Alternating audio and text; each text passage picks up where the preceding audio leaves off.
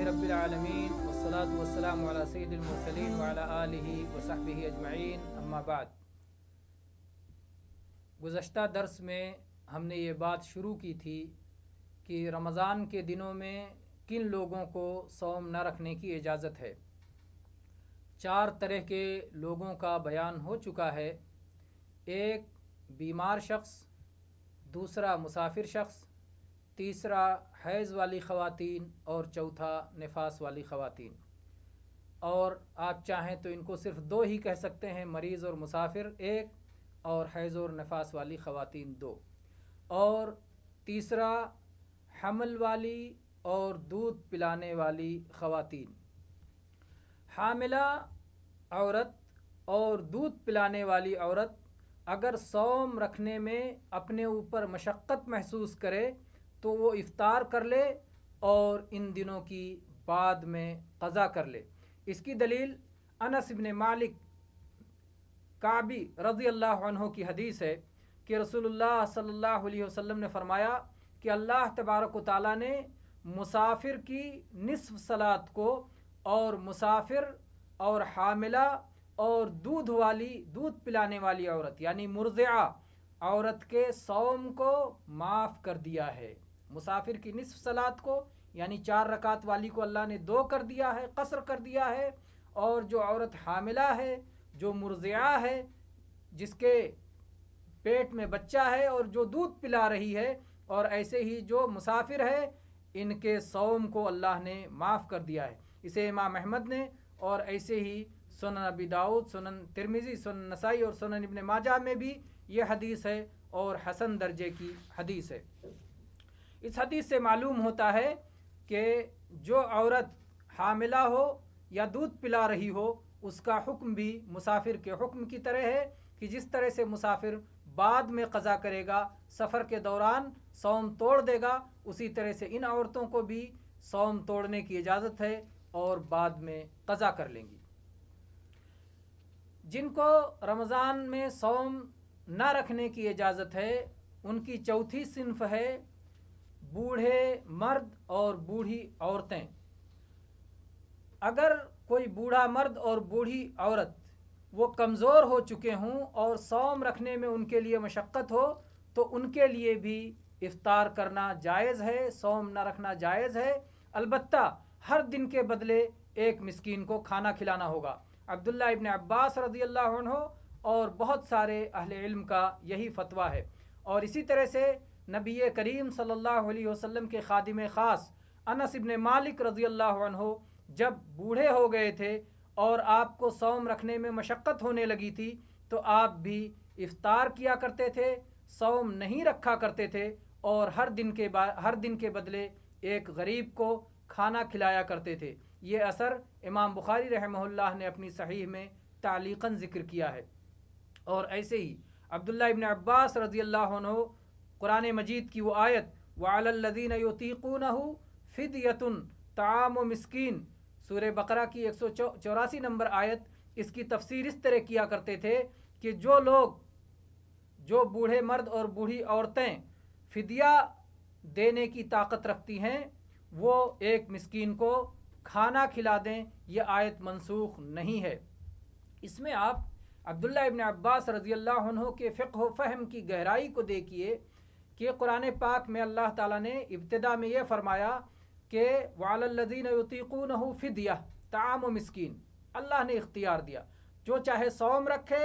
اور جو چاہے صوم نہ رکھے تو اس کے بدلے میں افطار کرے۔ اور اس کے بعد یہ آیت منسوخ ہو گئی من شہد منکم الشہر فلیصمہ کے ذریعے کہ جو آدمی رمضان کا مہینہ پائے تو وہ صوم رکھے اگر اس کے پاس قدرت ہے، اور وہ حکم اختیاری حکم منسوخ کر دیا گیا۔ عبداللہ ابن عباس رضی اللہ عنہ کی گہری فقہ دیکھیے کہ انہوں نے کہا کہ اس میں 2 باتیں تھیں اس آیت میں، ایک یہ کہ صوم رکھنے کی طاقت ہے اور فدیہ دینے کی طاقت ہے، تو اس کے بدلے میں فدیہ دینے کو صوم کے برابر رکھا گیا۔ تو جو لوگ صوم رکھنے کی طاقت نہیں رکھتے ہیں، صوم رکھنے والے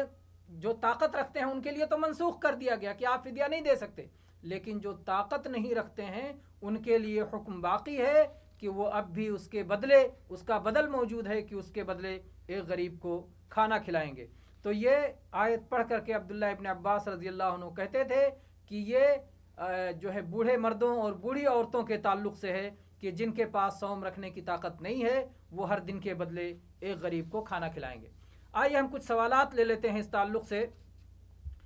ایک شخص نے جہالت کی بنا پر صوم نہیں رکھا، کیا اس سے قضا ساقط ہو جائے گا؟ یعنی ایک شخص کو معلوم ہی نہیں تھا کہ میرے اوپر صوم رکھنا ضروری ہے،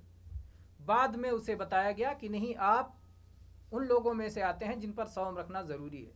تو چونکہ وہ نادان تھا اس لیے صوم ساقط ہو جائے گا؟ نہیں، ایسی بات نہیں ہے، اس کو صوم رکھنا ضروری ہے۔ نادانی کی وجہ سے یا چاند کی اطلاع نہ ملنے کی وجہ سے یا اور کسی وجہ سے اگر کسی نے صوم نہیں رکھا ہے تو فرض صوم ساقط نہیں ہوتا، بلکہ اس کی قضا کرنا ضروری ہوتا ہے۔ دوسرا سوال ہے،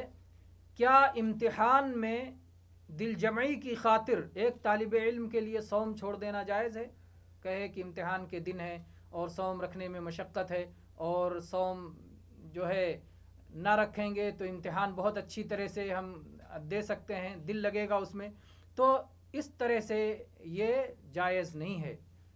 امتحان میں صرف امتحان میں دل جمعی کی خاطر صوم کو توڑ دینا کسی طالب علم کے لیے جائز نہیں ہے۔ اگر کسی مسلمان نے بیماری کی بنا پر رمضان میں صوم نہیں رکھا